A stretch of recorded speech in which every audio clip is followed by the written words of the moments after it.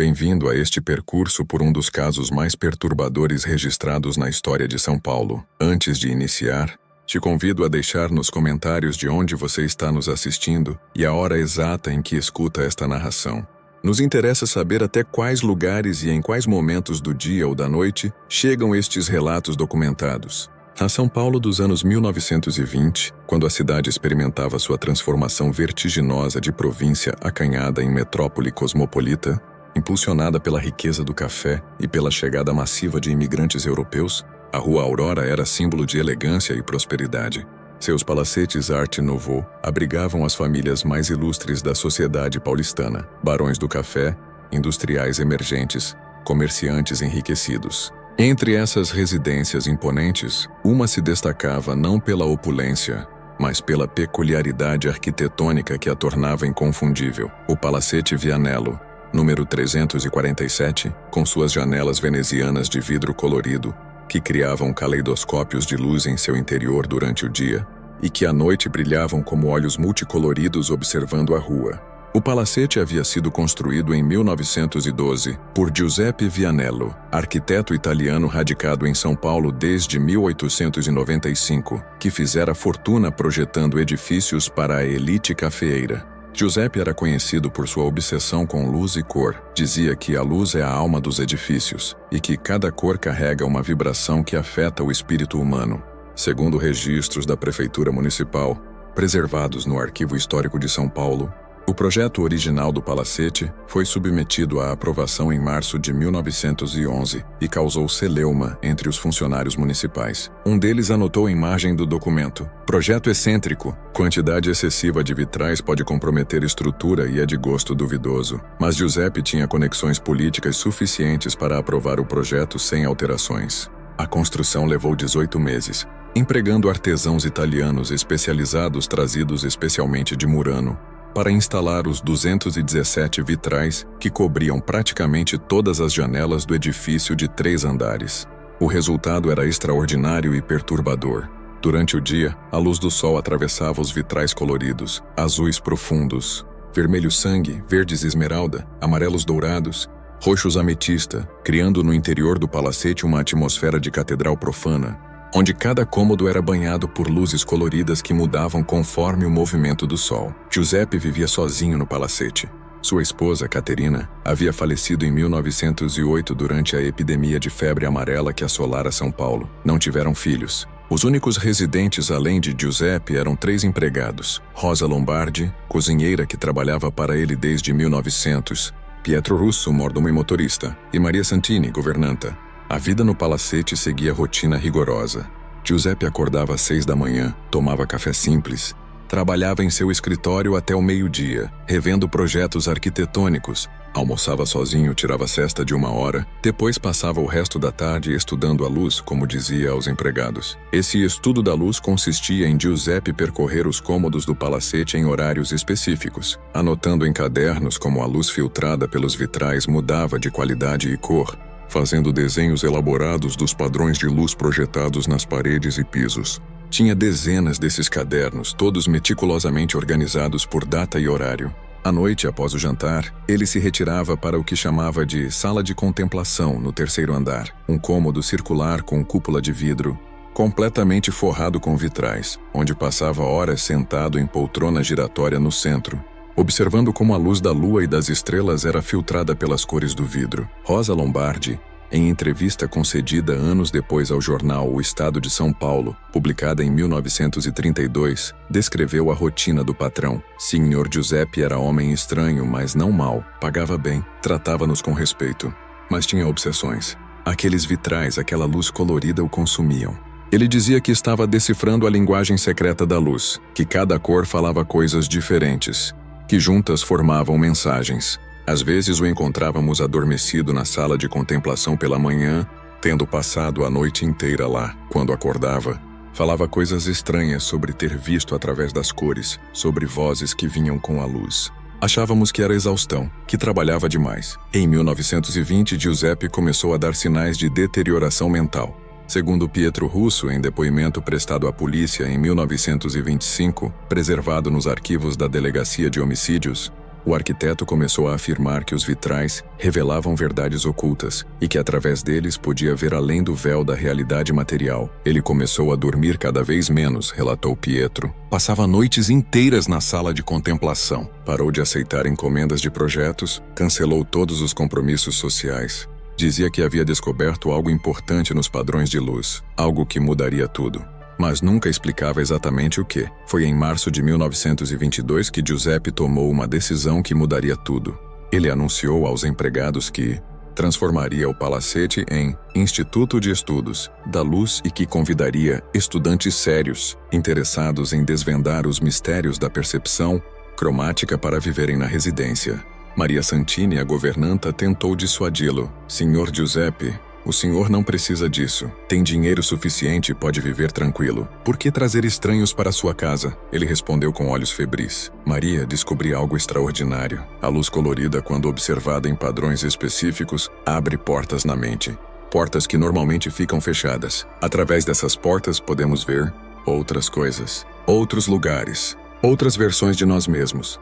Preciso de mais observadores para confirmar minhas descobertas. Os anúncios apareceram no Correio Paulistano em abril de 1922. Arquiteto renomado busca indivíduos de mente aberta interessados em estudos avançados sobre percepção visual e efeitos psicológicos da luz cromática. Alojamento e alimentação fornecidos gratuitamente. Experiência prévia não necessária, apenas curiosidade científica e disposição para observação disciplinada. A resposta foi surpreendentemente grande. Giuseppe entrevistou mais de 50 candidatos ao longo de 3 semanas. Finalmente, selecionou 6 pessoas para morarem no palacete. Renato Costa, 28 anos, ex-seminarista que abandonara a vida religiosa após crise de fé. Alto, magro, com olhos intensos, era fascinado por misticismo e teorias esotéricas. Helena Andrade, 32 anos, professora primária viúva. Seu marido morrera na pandemia de gripe espanhola em 1918. Procurava, segundo escreveu em carta de candidatura preservada nos arquivos, compreender melhor a natureza da realidade além das aparências. Mário Ferraz, 24 anos, estudante de medicina que abandonara o curso no 3º ano. Em sua carta, mencionava interesse em estados alterados de consciência e limites da percepção humana. Júlia Moraes, 35 anos, pintora sem sucesso comercial. Dizia buscar novas formas de ver as cores para revolucionar sua arte. Antônio Barbosa, 41 anos, funcionário público que solicitara licença de seu trabalho. Viúvo sem filhos, descrevia-se como buscador de verdades ocultas. Laura Vieira, 22 anos, a mais jovem do grupo. Vinda de família abastada, havia rompido com os pais após eles recusarem seu desejo de estudar filosofia na Europa. Procurava, segundo suas palavras, transcender as limitações impostas pela sociedade patriarcal. O grupo se instalou no palacete em maio de 1922. Giuseppe converteu 6 quartos do 2º andar em aposentos para os estudantes, como os chamava.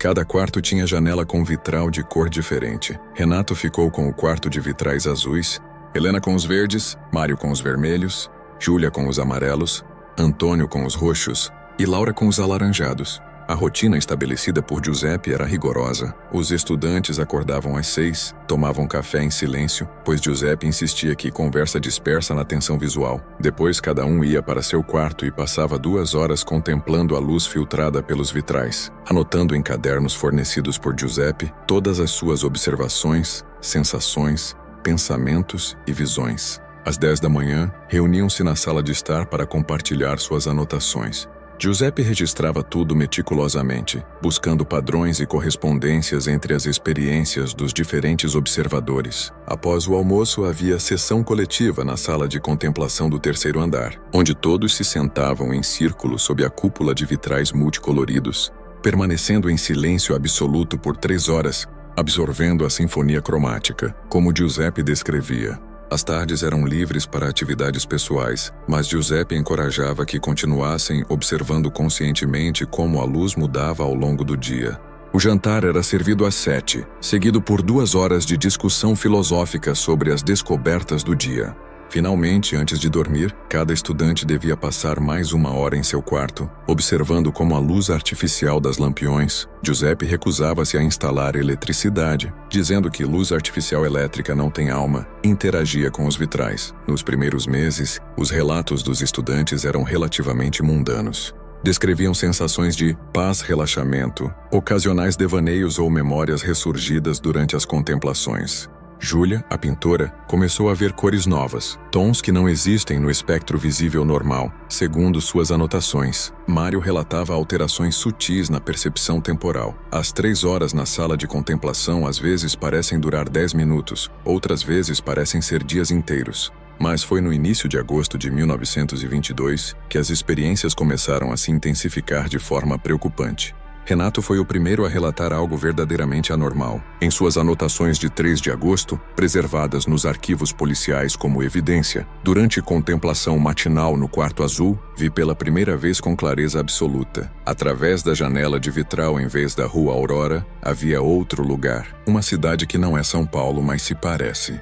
As ruas são as mesmas, os edifícios similares, mas há diferenças sutis. As pessoas que caminham lá usam roupas ligeiramente diferentes.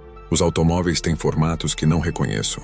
É São Paulo, mas é outra São Paulo. Uma São Paulo que existe em paralelo à nossa. Quando pisquei, a visão sumiu, mas sei que vi.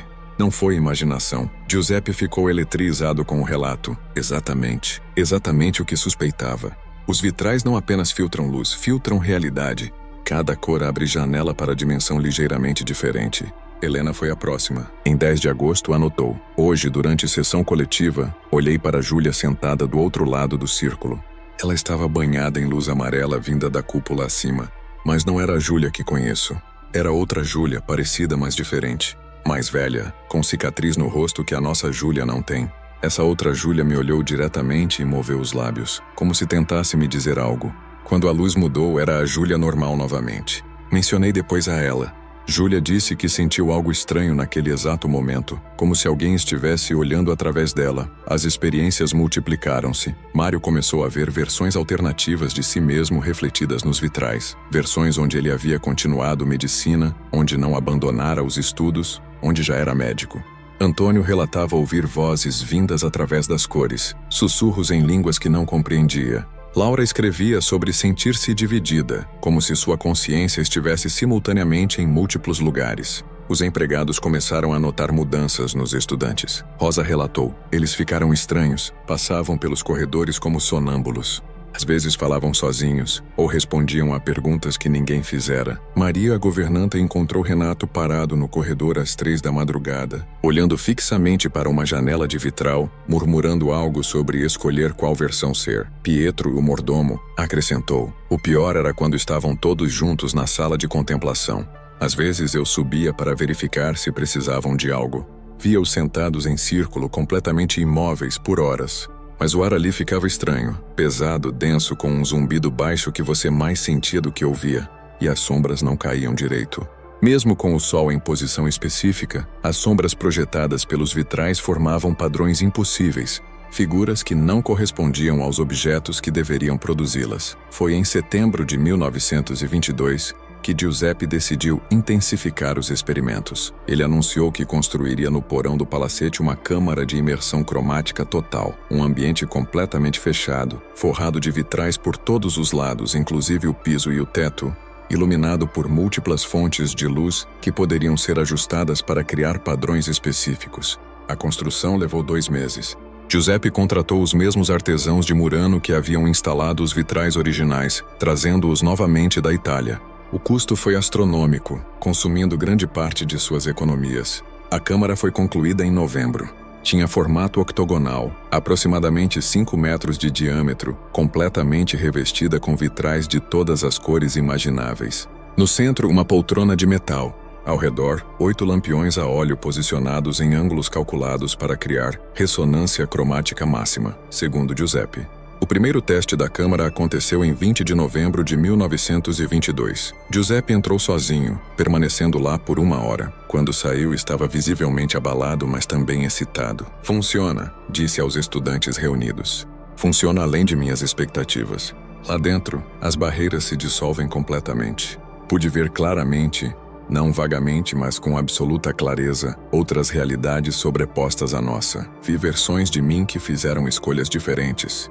Vi mundos onde Caterina ainda vive. Vi coisas que não tenho palavras para descrever. Nos dias seguintes, cada estudante teve sua sessão individual na câmara. Cada um entrava, ficava 1 hora, saía transformado. Renato saiu tremendo, suando, murmurando sobre ter visto todas as vidas que poderia ter vivido simultaneamente. Helena chorou durante horas depois, recusando-se a explicar o que vira. Mário ficou catatônico por um dia inteiro após sua sessão. Júlia declarou que agora podia ver as cores que conectam todas as realidades. Antônio saiu rindo histericamente, dizendo que finalmente compreendia a piada cósmica. Laura foi a única que pareceu energizada pela experiência, dizendo que havia encontrado versões melhores de si mesma. Maria Santini, a governanta, confidenciou a Rosa: aquilo no porão não é experimento científico, é possessão demoníaca.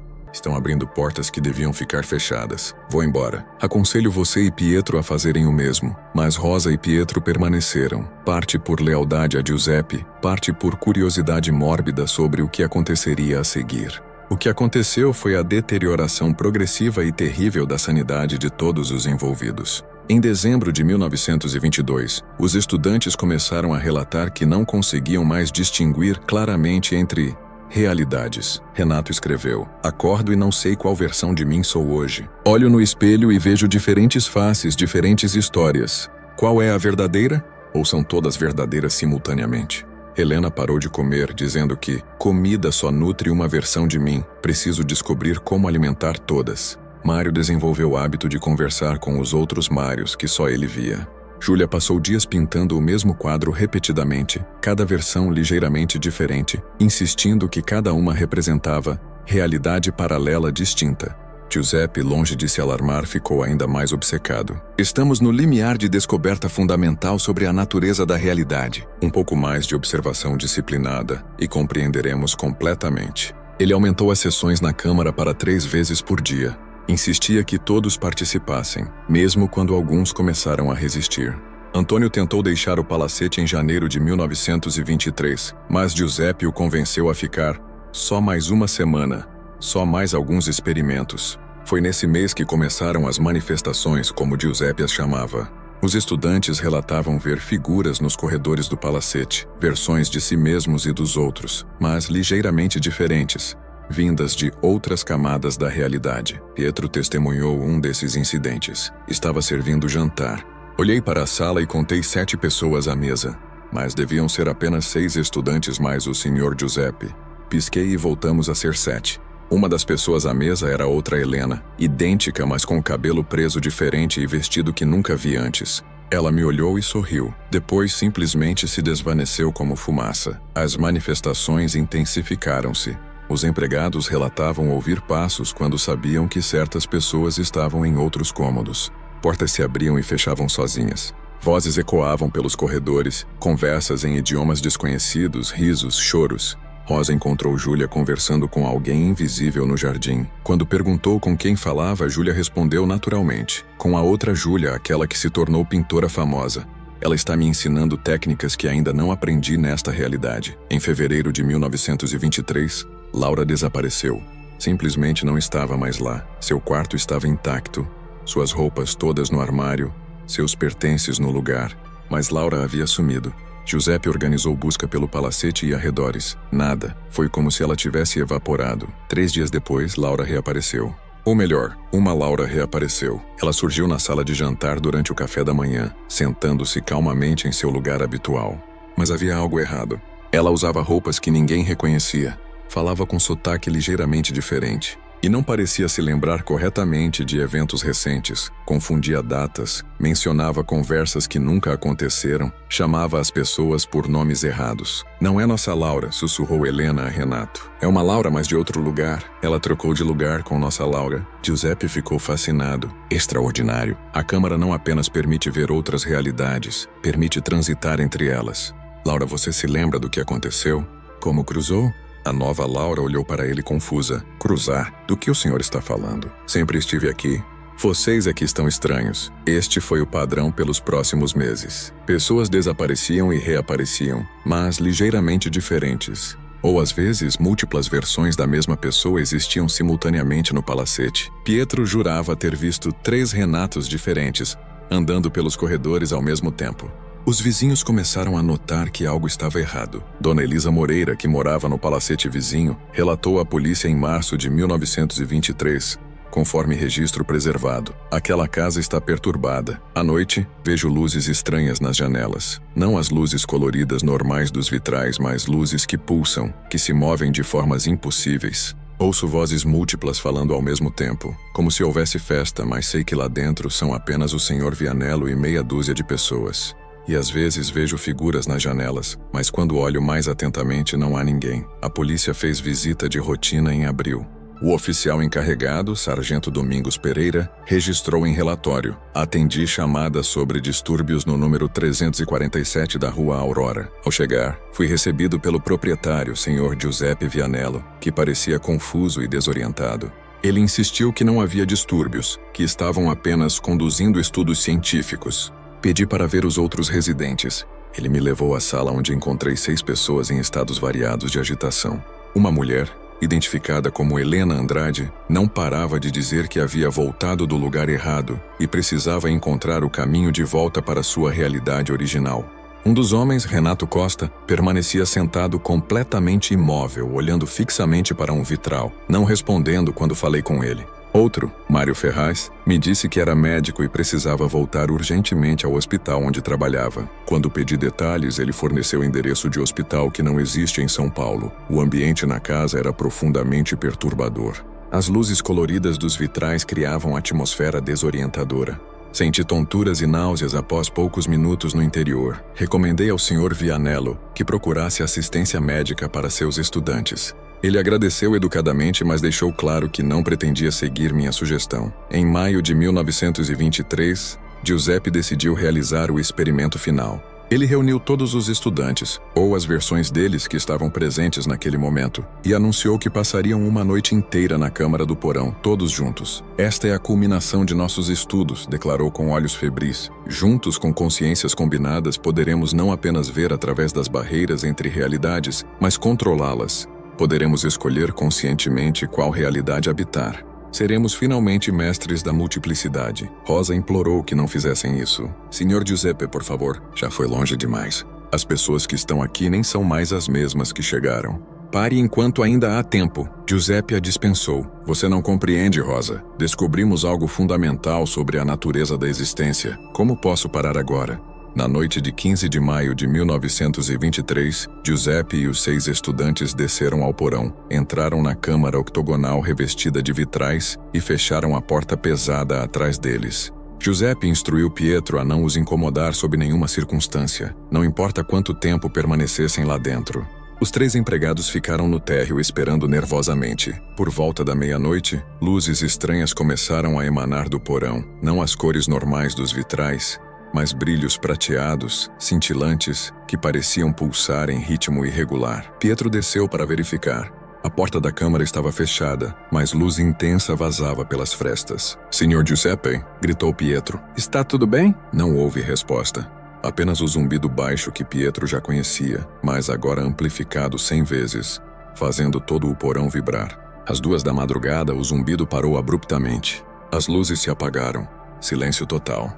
Pietro esperou 10 minutos, depois bateu na porta. Nada. Esperou mais 20 minutos. Silêncio. Finalmente, decidiu abrir a porta. A câmara estava vazia. Completamente vazia. As 7 pessoas que haviam entrado simplesmente não estavam mais lá. Os vitrais que revestiam as paredes, piso e teto estavam todos rachados, como se tivessem sido expostos à pressão ou temperatura extrema. Alguns haviam se estilhaçado completamente. O ar tinha cheiro acre, como ozônio após tempestade elétrica. Mas não havia ninguém. Pietro chamou Rosa e Maria. Revistaram todo o palacete, quarto por quarto, armário por armário. Verificaram janelas todas trancadas por dentro. Portas, todas fechadas. Era impossível que 7 pessoas tivessem deixado a casa sem serem vistas. Mas haviam desaparecido. Ao amanhecer, Pietro foi à delegacia e relatou o desaparecimento. Uma investigação foi aberta imediatamente. O delegado Américo Fontes, encarregado do caso, conduziu busca extensiva no palacete. Seu relatório, preservado nos arquivos da Secretaria de Segurança Pública do Estado de São Paulo, descreve o que encontraram. O Palacete Vianello apresenta características arquitetônicas únicas que dificultam investigação. A quantidade excessiva de vitrais cria efeitos visuais desorientadores. Diversos membros da equipe investigativa relataram tonturas, náuseas e desorientação após períodos prolongados no interior. A câmara no porão onde os desaparecidos foram vistos pela última vez é particularmente perturbadora. Mesmo com os vitrais danificados, permanece sensação opressiva no ambiente. Instrumentos de medição mostram flutuações anômalas em temperatura e pressão atmosférica dentro da câmara, sem causa identificável. Não encontramos evidência de saída forçada ou violência. Todos os pertences pessoais dos desaparecidos permanecem em seus quartos. Não há sinais de luta ou de planejamento prévio de fuga. A conclusão mais racional é que as 7 pessoas deixaram o palacete voluntariamente através de saída que não conseguimos identificar, possivelmente túnel secreto construído por Giuseppe Vianello. No entanto, busca extensiva no porão e fundações não revelou nenhum túnel ou passagem oculta. O mistério permanece. Os cadernos de anotações dos estudantes e de Giuseppe foram apreendidos como evidência.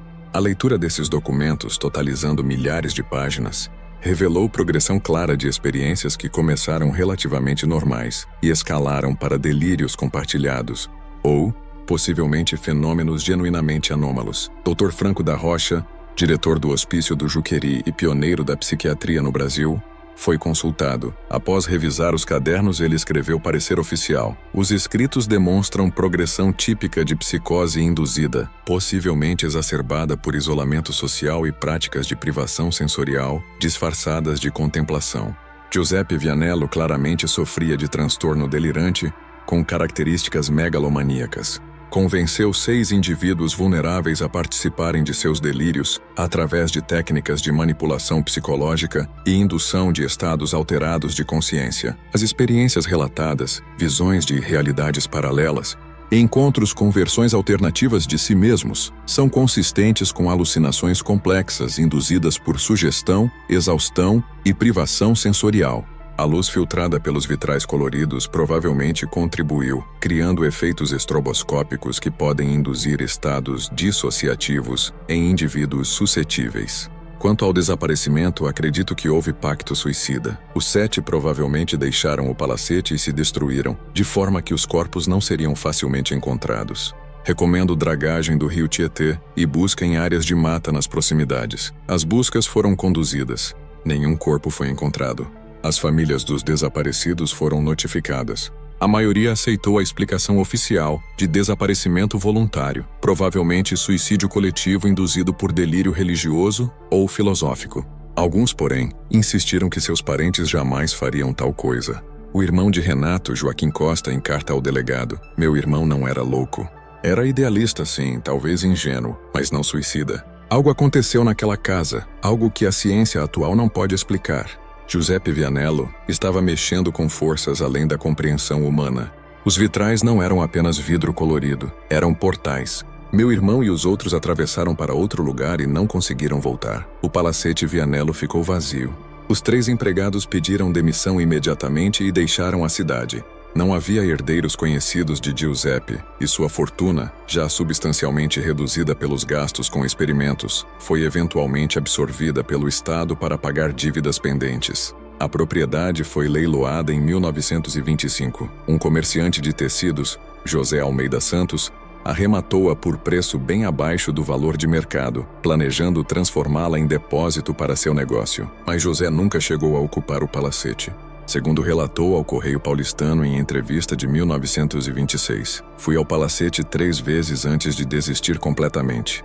Na primeira visita, estava apenas inspecionando o imóvel com meu arquiteto. Tudo parecia normal até descermos ao porão. Aquela câmara com os vitrais quebrados. Entramos lá e ambos sentimos imediatamente algo errado. O ar estava pesado, difícil de respirar. E havia vozes, fracas, distantes, mas definitivamente vozes humanas, múltiplas, todas falando ao mesmo tempo. Meu arquiteto saiu correndo. Eu o segui. Na segunda visita, levei um padre para benzer o lugar. Padre Domingos entrou comigo, começou as orações de bênção.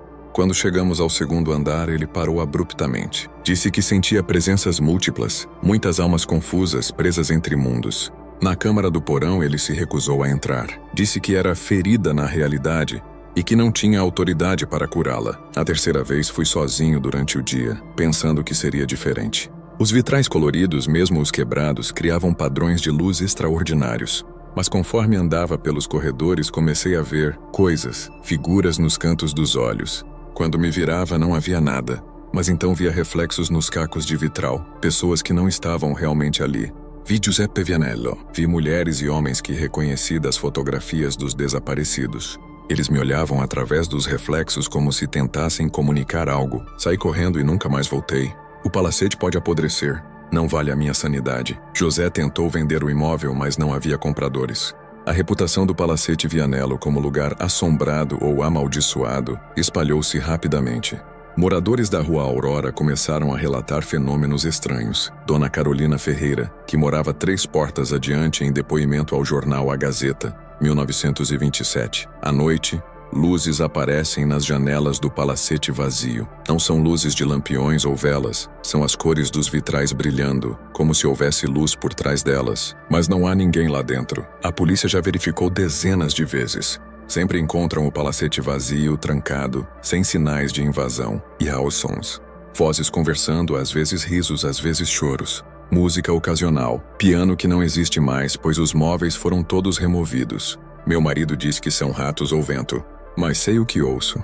São as pessoas que desapareceram ainda lá dentro de alguma forma presas. Em 1928, um grupo de estudantes universitários decidiu investigar o palacete. Eram 5 jovens do curso de engenharia da Escola Politécnica, interessados em desmascarar superstições através da razão científica, como declararam ao jornal O Estado de São Paulo antes da investigação. Obtiveram permissão do zelador municipal para passar uma noite no palacete, equipados com câmeras fotográficas, instrumentos de medição e determinação cética. Entraram às 9 da noite de 23 de junho de 1928. Às 3 da madrugada, 4 deles saíram correndo, apavorados. O 5º, Luiz Fernando Cardoso, não saiu com eles. Os 4 que escaparam relataram à polícia a experiência aterrorizante. Segundo Carlos Mendes, líder do grupo, começou normalmente. Instalamos nossos equipamentos, tiramos fotografias, fizemos medições. Tudo parecia uma casa velha e abandonada comum, nada sobrenatural. Até descermos ao porão, a câmara revestida de vitrais, mesmo à noite com apenas nossas lanternas, os vitrais pareciam brilhar com luz própria. As cores eram mais vívidas do que deveriam ser. E então começamos a ver reflexos impossíveis nos cacos de vidro. Não eram reflexos de nós mesmos, eram outras pessoas. 7 pessoas, especificamente. Reconheci Giuseppe Vianello das fotografias dos jornais. Os outros deviam ser os desaparecidos. Eles não eram fantasmas translúcidos. Eram sólidos reais, apenas refletidos nos vitrais em vez de estarem fisicamente presentes. E eles nos viam. Gesticulavam, moviam os lábios como se falassem, mas não ouvíamos som. Então Luiz, o idiota corajoso, decidiu tocar um dos vitrais grandes que ainda estava intacto. No momento em que seus dedos tocaram o vidro, ele gritou. Disse que podia ouvi-los, que estavam pedindo ajuda, dizendo que estavam presos entre reflexos, que precisavam de âncora física para voltar. Antes que pudéssemos impedi-lo, Luiz pressionou ambas as mãos contra o vitral e desapareceu. Não caiu, não se moveu para outro lugar. Simplesmente deixou de existir no espaço físico. Mas o vimos no reflexo do vitral, do outro lado, junto com os outros 7.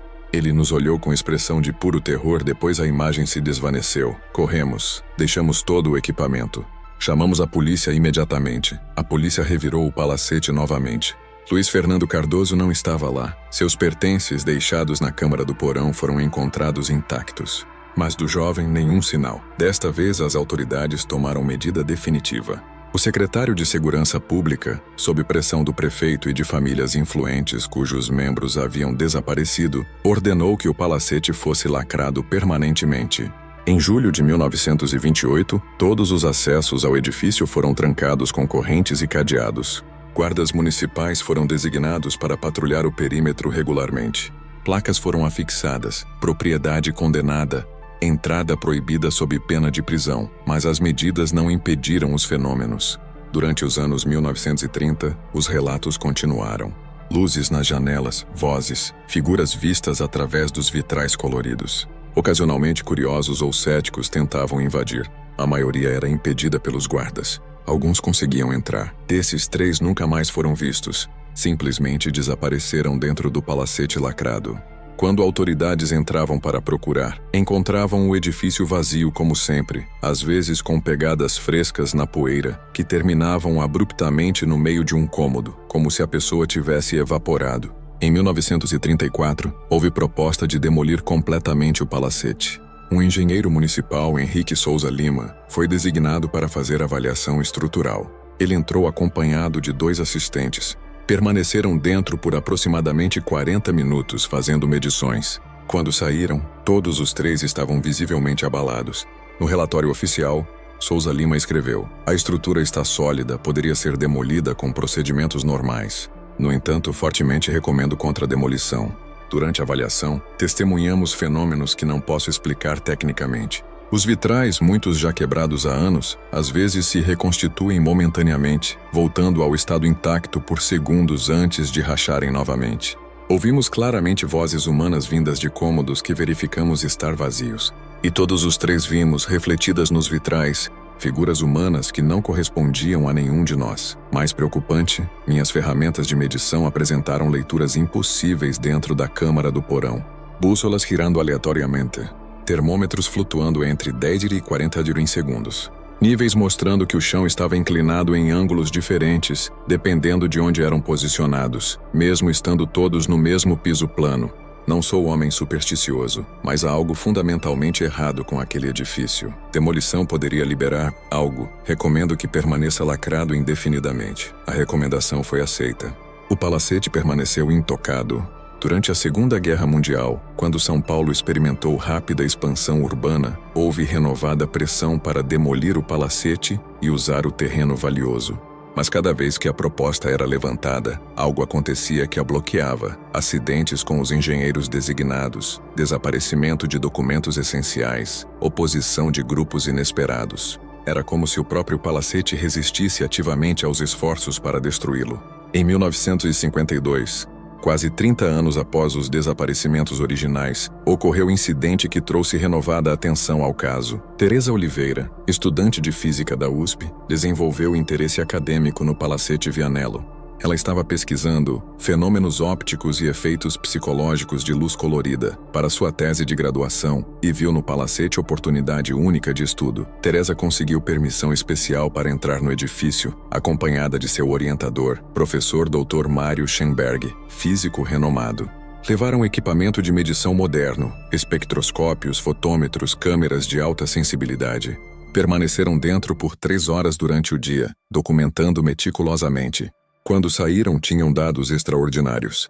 Professor Schenberg apresentou os resultados em seminário, fechado na USP. Notas do seminário preservadas nos arquivos do Instituto de Física. Os vitrais do Palacete Vianello apresentam propriedades ópticas anômalas que não posso explicar completamente, com física conhecida. Análise espectroscópica mostra que a luz que passa através deles sofre alterações no comprimento de onda que não correspondem às propriedades dos pigmentos de vidro. Mais intrigante, fotografias de alta sensibilidade revelam padrões de interferência complexos, como se houvesse múltiplas fontes de luz em posições impossíveis. É como se a luz estivesse refratando através de dimensões que não podemos ver diretamente.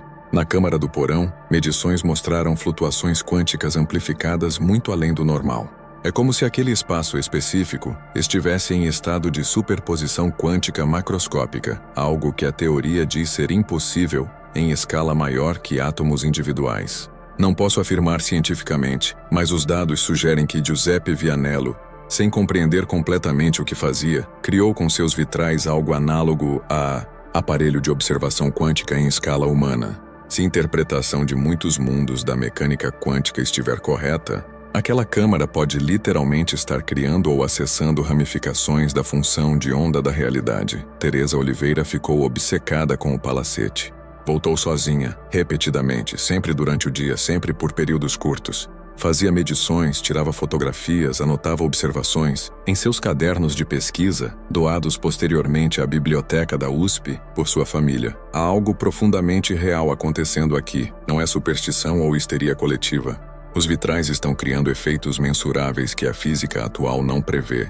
Giuseppe estava certo sobre algo fundamental, mesmo que não soubesse formular em termos científicos corretos.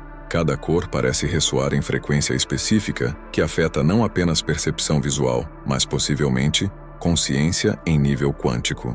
A combinação precisa de cores, ângulos e intensidades na câmara do porão cria abertura, não metaforicamente, mas literalmente. Abertura entre estados quânticos da realidade que normalmente colapsam em um único resultado observado. As pessoas que desapareceram não morreram. Não deixaram este universo para outro completamente diferente. Elas ficaram presas em superposição, existindo simultaneamente em múltiplas versões da realidade, incapazes de colapsar em estado definitivo único. Teresa começou a fazer experimentos próprios. Entrava na câmara do porão sozinha, permanecendo lá por períodos crescentes, tentando observar as bifurcações da realidade diretamente. Seu orientador, professor Schenberg, tentou dissuadi-la. Teresa, você está cruzando linha entre pesquisa científica e experimentação perigosa consigo mesma como sujeito. Por favor, pare. Mas ela estava convencida de que estava à beira de descoberta revolucionária. Em 15 de agosto de 1952, Teresa entrou no Palacete Vianello às 2 da tarde. Avisou a um colega que voltaria às 5. Às 5h30, quando não retornou, o colega alertou autoridades. Encontraram Teresa desmaiada na câmara do porão, mas viva. Foi levada ao Hospital das Clínicas em estado de choque profundo. Quando finalmente conseguiu falar, 3 dias depois, suas palavras foram registradas pelo psiquiatra Dr. Edmundo Morel. Eu vi tudo. Giuseppe e os outros. Eles estão lá, mas não de forma que possamos tocar. Existem em superposição permanente, simultaneamente em milhares de versões ligeiramente diferentes da realidade, todas colapsando e se reformando constantemente. É tormento infinito. Cada momento, eles experimentam todas as possibilidades, todas as escolhas, todos os resultados. E eles sabem, têm consciência de estar presos. Tentaram me puxar junto, queriam que eu ficasse presa também, não por malícia, mas porque desespero de solidão em multiplicidade infinita. Quase não consegui sair.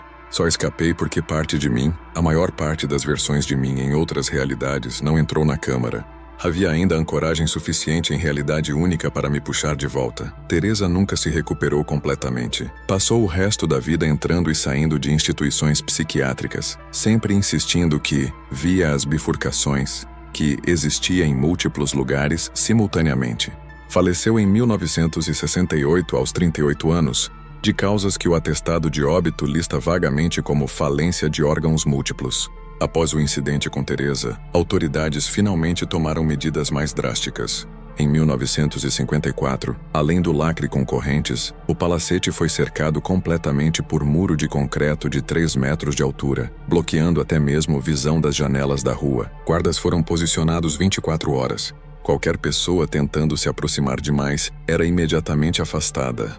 Mas as barreiras físicas não impediram completamente os fenômenos. Moradores de prédios mais altos construídos posteriormente, que tinham visão do topo do palacete, relatavam ver luzes emanando da claraboia da sala de contemplação no 3º andar. Luzes que pulsavam em cores impossíveis, que não deveriam existir no espectro visível. Durante os anos 1960 e 70, enquanto São Paulo se transformava em mega-cidade, o Palacete Vianello tornou-se anomalia urbana, ilha de mistério inexplicado em meio à modernidade acelerada. Houve várias tentativas de grupos esotéricos, médiuns e ocultistas de limpar o local. Todas fracassaram. Alguns dos que tentaram relataram experiências aterrorizantes. Um médium famoso, Chico Santos, após visita autorizada em 1965. Aquele lugar não é assombrado no sentido tradicional. Não há espíritos presos que precisam ser libertados para o outro lado. É algo muito mais complexo e perturbador. As consciências das pessoas que desapareceram foram fragmentadas através de infinitas possibilidades.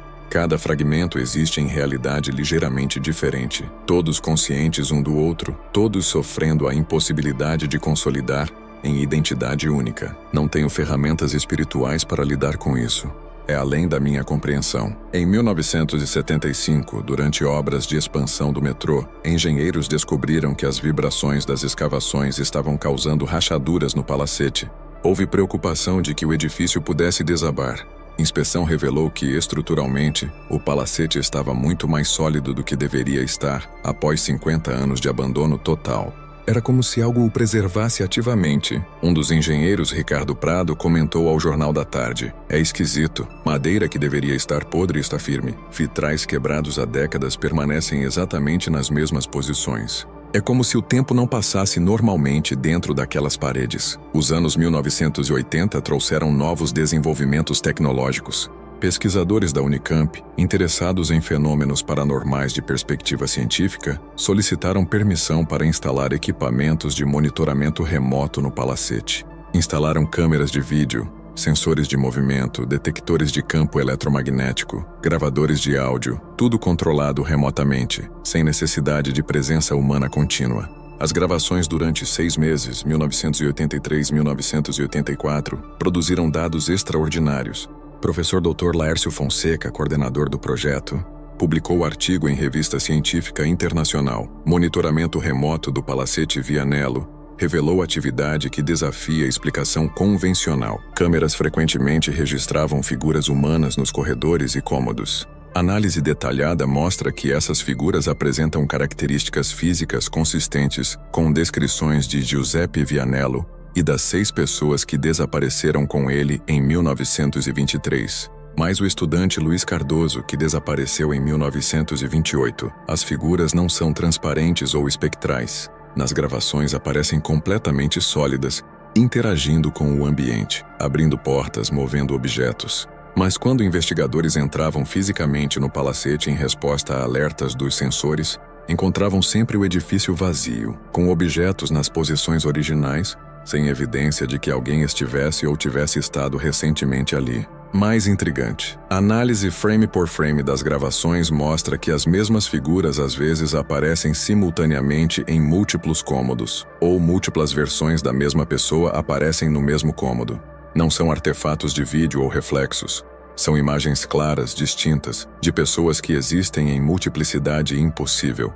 Gravações de áudio captaram vozes humanas conversando em italiano e português. Transcrições mostram conversas que não fazem sentido narrativo linear. Fragmentos de múltiplas conversas diferentes entrelaçadas, como se várias versões da mesma cena estivessem acontecendo simultaneamente. O projeto foi suspenso quando 3 câmeras falharam inexplicavelmente no mesmo dia e sensores começaram a registrar dados impossíveis. Temperaturas de 273 degrees, zero absoluto, fisicamente impossível de ocorrer naturalmente. Campos eletromagnéticos com intensidades que deveriam fritar os equipamentos, mas não o faziam. Nos anos 1990, com a explosão da internet, o Palacete Vianello ganhou nova notoriedade. Sites dedicados a mistérios urbanos, fóruns de discussão sobre paranormal, blogs de caçadores de fantasmas, todos apresentavam o Palacete como um dos lugares mais assombrados do Brasil.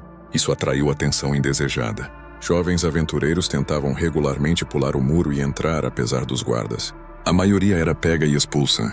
Alguns conseguiam entrar. Em 1997, 2 adolescentes, Marcelo Souza e Bruno Oliveira, ambos de 17 anos, pularam o muro numa noite de lua nova. Tinham câmera de vídeo e declararam a amigos que iriam provar que era tudo mentira, que não havia nada sobrenatural. Entraram às 11 da noite. Ao meio-dia do dia seguinte, quando não retornaram, amigos alertaram a polícia. Busca encontrou a câmera de vídeo dos garotos abandonada na entrada da câmara do porão. A fita estava dentro, parcialmente gravada. As imagens mostram os 2 jovens explorando o palacete com bravata típica de adolescentes, rindo, fazendo piadas, até descerem ao porão.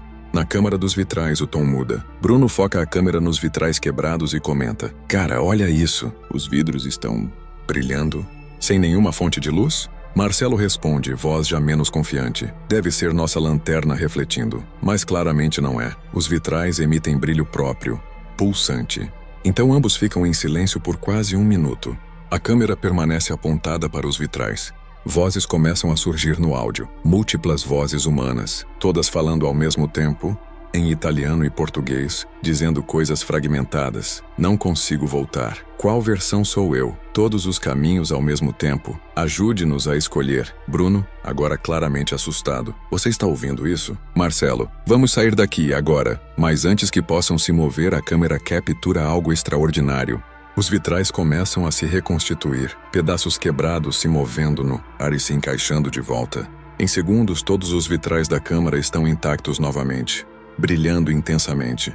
E refletidos nos vitrais, agora perfeitamente polidos, aparecem figuras, dezenas delas, todas parecidas com os 2 garotos, mas em roupas diferentes, idades ligeiramente diferentes, expressões variadas. A voz de Bruno em pânico. Marcelo, aquele somos nós? A última coisa que a câmera registra antes de ser deixada no chão é uma das figuras nos vitrais. Um Marcelo mais velho, talvez na casa dos 30 anos, estendendo a mão através do reflexo, como se tentasse alcançar a realidade física. Depois apenas áudio, passos correndo, gritos, depois silêncio. Marcelo Souza e Bruno Oliveira nunca foram encontrados. Oficialmente são listados como desaparecidos. Suas famílias continuam até hoje buscando respostas. Após esse incidente, medidas de segurança foram intensificadas ainda mais. O muro foi elevado para 5 metros. Cercas elétricas foram instaladas no topo. Câmeras de vigilância cobrem todo o perímetro. Mas continuam os relatos. Luzes impossíveis vistas do alto.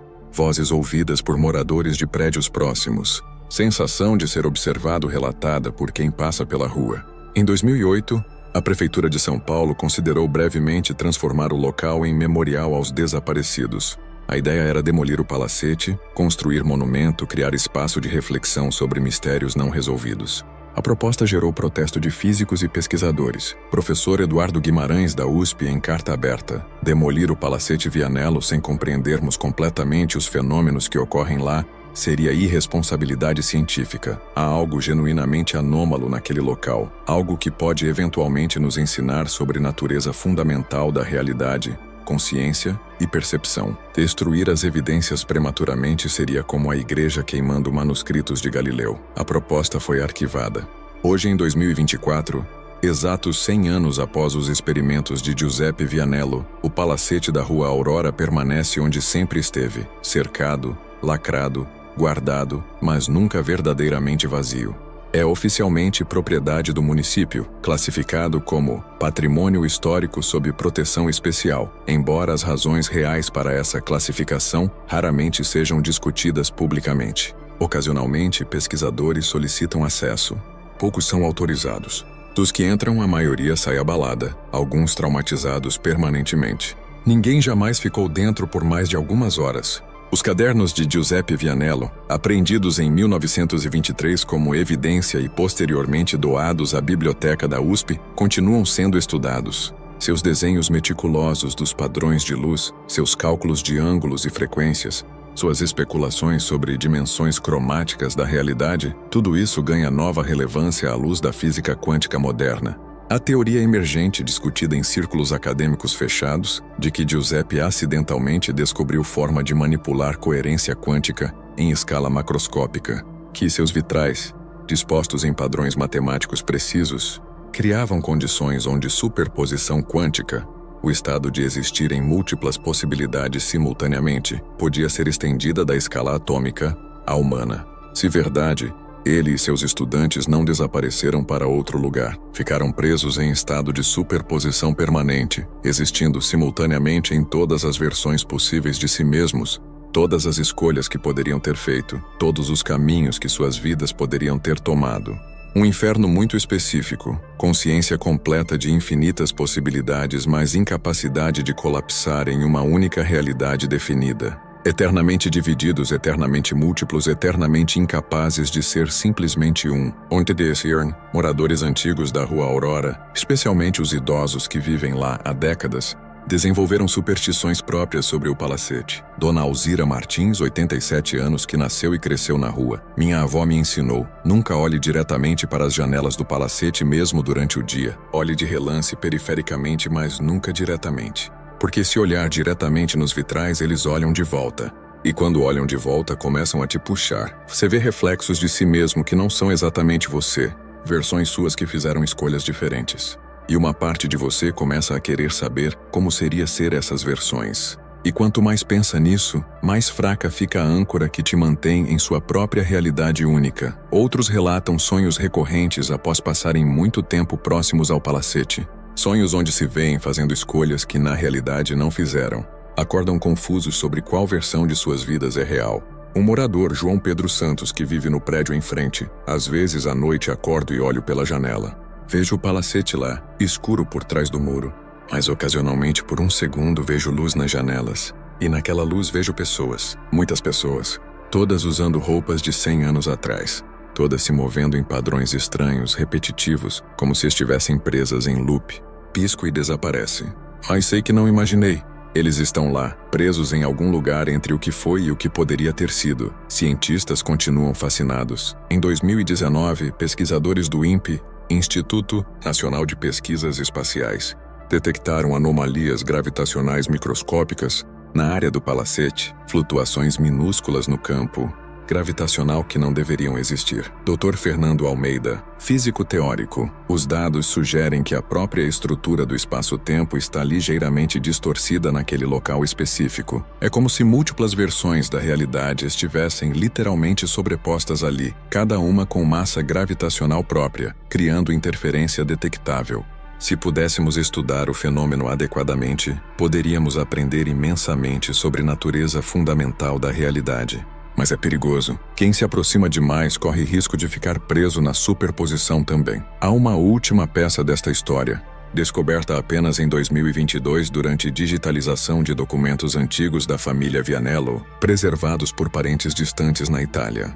É carta escrita por Giuseppe em dezembro de 1922, 3 meses antes de seu desaparecimento, endereçada a seu irmão na Itália, mas nunca enviada. Foi encontrada entre seus pertences no Palacete. A carta revela que Giuseppe sabia exatamente o que estava fazendo. Caro irmão, se estás lendo isto, significa que não retornei do experimento final. Quero que compreendas. Não foi acidente, foi escolha consciente. Descobri verdade fundamental sobre realidade. Não existe apenas uma realidade, uma linha do tempo, um universo. Existem infinitas versões, todas igualmente reais, separadas apenas por escolhas não feitas, caminhos não tomados. Normalmente, nossa consciência colapsa em uma única linha, uma única versão de nós mesmos. Mas não precisa ser assim. Meus vitrais, através de propriedades específicas de luz colorida e padrões matemáticos precisos de refração, criam condição onde consciência pode expandir através das barreiras. Podemos existir simultaneamente em múltiplas versões de realidade. Os outros pensam que é descoberta científica. Não compreendem completamente. É portal para a transcendência. Por que ser apenas uma versão de mim quando posso ser todas? Por que viver apenas uma vida quando posso viver todas as vidas possíveis simultaneamente? Sim, haverá confusão inicial. Sim, será difícil para mentes acostumadas à singularidade. Mas eventualmente compreenderemos que é a libertação da prisão da escolha única. Caterina me espera em uma dessas realidades paralelas. Via nos reflexos. Ela não morreu em todas as versões do mundo, apenas na que escolhi viver, mas posso alcançá-la, posso existir na versão onde ela vive, mantendo simultaneamente consciência de todas as outras. Os estudantes acreditam que são cobaias de experimento. Não compreendem que são pioneiros de nova forma de existência? Estou lhes dando presente supremo, libertação dos limites da identidade única. Na noite do experimento final, quando todos entrarmos na câmara juntos, nossas consciências se expandirão através de todas as possibilidades. Não desapareceremos, multiplicaremos. Existiremos em todas as versões de nós mesmos simultaneamente. Se parecer que morremos ou desaparecemos para aqueles presos em realidade única, é apenas porque eles não podem perceber as dimensões onde continuamos existindo. Não chore por mim, irmão. Celebra. Finalmente serei livre da prisão da singularidade. Com amor eterno através de todas as realidades possíveis, Giuseppe. A carta revela que Giuseppe não estava louco no sentido tradicional. Ele sabia exatamente as consequências de suas ações e escolheu-as deliberadamente, mas há adendo perturbador na carta, escrito em tinta diferente, aparentemente adicionado dias depois. PS. Tive dúvida terrível. E se eu estava errado? E se a multiplicidade não é transcendência, mas tormento? E se consciência humana não foi feita para existir em todas as possibilidades simultaneamente? E se em vez de libertação criei prisão infinita? Mas é tarde demais agora. Os outros já foram longe demais. Veem as versões alternativas constantemente. Não posso recuar sem deixá-los presos. Devo prosseguir e esperar que minha teoria original esteja correta. Se estiver errado, que Deus tenha misericórdia de nossas almas, fragmentadas. Esta revelação final muda completamente a compreensão do caso. Giuseppe não foi vítima de experiência que deu errado. Foi arquiteto deliberado do destino que escolheu para si e para aqueles que confiaram nele. A questão permanece: ele estava certo ou errado sobre a natureza da transcendência? Os que ficaram presos nos vitrais, existindo em superposição permanente através de infinitas versões de si mesmos, experimentam iluminação ou sofrimento eterno? Não temos resposta definitiva. Apenas os reflexos nos vitrais sabem, e eles não podem nos dizer de forma que compreendamos. E se esta história te encontrou, faz uma coisa simples que ajuda muito. Comenta de onde você está assistindo e a hora exata em que chegou ao fim. E se estiver no YouTube, inscreva-se no canal e ative o sino. É isso que faz esses relatos continuarem chegando a quem ainda não conhece a verdade.